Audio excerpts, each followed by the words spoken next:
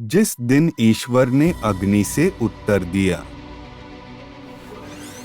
3 अनथीन वर्षों के लिए इज़राइल में बारिश की एक बूंद भी नहीं गिरी। उनके कुएं सूख गए थे, पालतू जानवर और वन्यजीव मर रहे थे, धरती मर रही थी, लोग भूख से मर रहे थे और राजा क्रोधित था। लेकिन यह सिर्फ जलवायु संकट नहीं था, यह एक आध्यात्मिक युद्ध था। एक व्यक्ति ने पूरे साम्राज्य के खिलाफ खड़े होकर यह साबित करने की कोशिश की कि सच्चा ईश्वर कौन है। यह व्यक्ति पैगंबर एलियाह थे। यह माउंट कार्मेल पर पूरे इज़राइल के सामने उनकी साहसी और निडर गवाही का वृत्तांत है।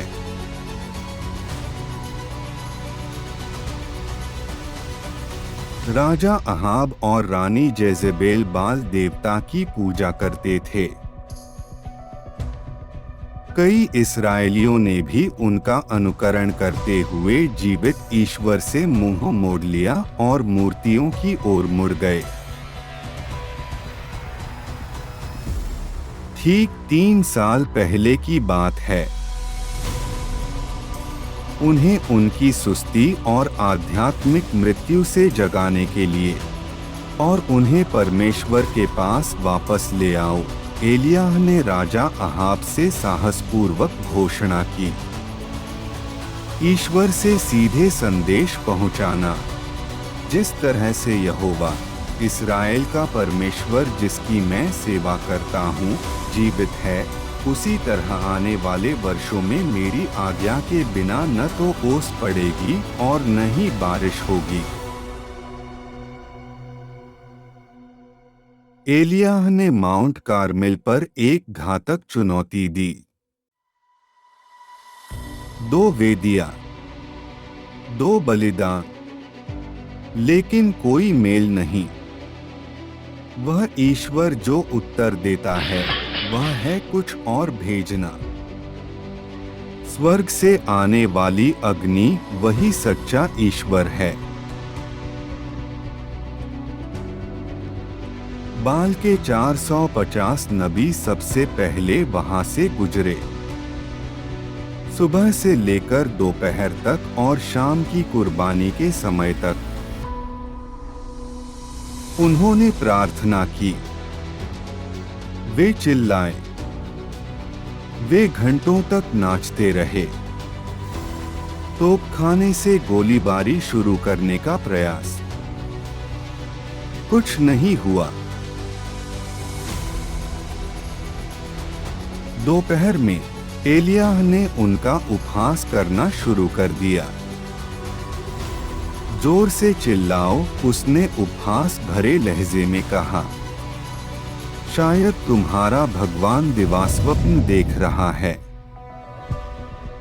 या कब्जे में, या शायद वह गहरी नींद में सो रहा हो।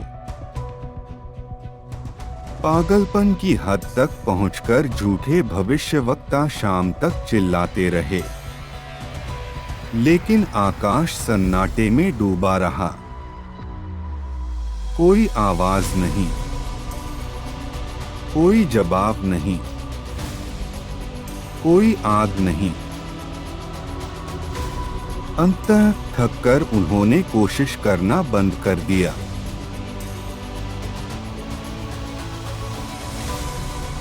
इसलिए एली ने कुछ ऐसा किया जो पूरी तरह से तर्कहीन था। कोई ऐसी चीज जिससे उसकी वेदी पर आग का जलना बिल्कुल असंभव हो जाए।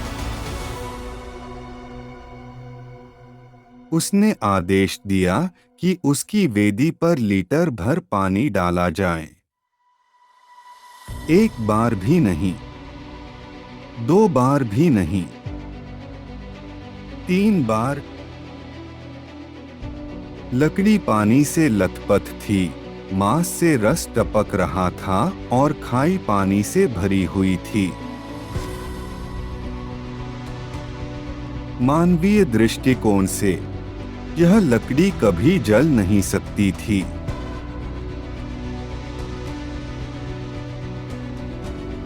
एलियाह ने केवल एक सरल प्रार्थना की।